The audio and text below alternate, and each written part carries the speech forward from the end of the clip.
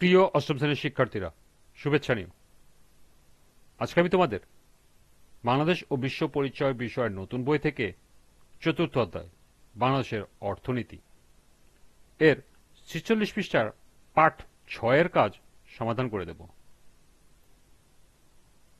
প্রথমে তোমাদের বলবো, যারা আমার চ্যানেলটি সাবস্ক্রাইব করো নাই তারা আমার চ্যানেলটি সাবস্ক্রাইব করবে এবং আমার সাথে থাকবে।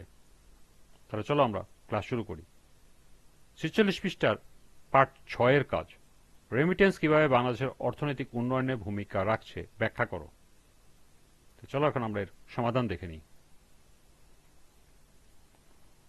প্রবাসে কর্মরত কোনো অভিবাসী কর্মী তার মাতৃরাষ্ট্রে যে অর্থ প্রেরণ করে তাকে প্রবাসে প্রেরিত অর্থ বা রেমিটেন্স বলে। বিদেশে কর্মরত শ্রমিক, কর্মচারী ও পেশাজীবীরা তাদের অর্জিত অর্থের একটা অংশ ব্যাংকের মাধ্যমে পরিবারের কাছে পাঠায়। এ অর্থ কেবল তাদের পরিবারের প্রয়োজনই মেটায় না, কিংবা তাদের জীবনযাত্রার মানই বাড়াচ্ছে না, নানা ক্ষেত্রে বিনিয়োগ হয়ে দেশের অর্থনৈতিক উন্নয়নেও গুরুত্বপূর্ণ ভূমিকা রাখছে। রেমিটেন্স যেভাবে দেশের অর্থনীতি উন্নয়নে ভূমিকা রাখছে তা নিম্নে উপস্থাপন করা হলো। ১. বাংলাদেশের জাতীয় আয়ের একটি বৃহৎ অংশ বা খাত হল রেমিটেন্স। বাংলাদেশের জাতীয় বৃদ্ধি এদেশের জাতীয় উন্নয়নকে গতিশীল করেছে। ২. বাংলাদেশের বহু বেকার মানুষ বিদেশে কর্মসংস্থানের পাশাপাশি রেমিটেন্স পাঠিয়ে দেশে নতুন নতুন শিল্প কারখানা গড়ে তুলছে, ফলে সৃষ্টি হচ্ছে নতুন নতুন কর্মসংস্থানের।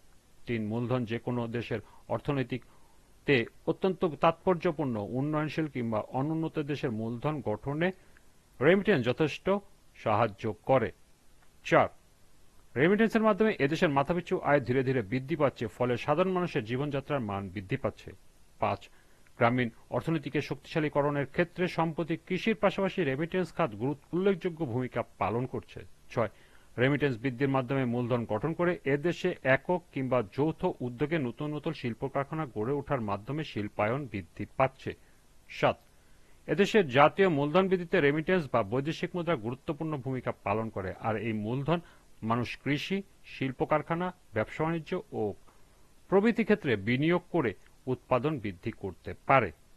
৮. রেমিটেন্স বৃদ্ধির মাধ্যমে প্রাপ্ত অর্থ মূলধন গঠনে সহায়ক হয়, আর এই মূলধন গঠিত হলে তা পুনরায় বিনিয়োগের মাধ্যমে অতিরিক্ত মুনাফা অর্জনের সুযোগ সৃষ্টি হয়। ৯.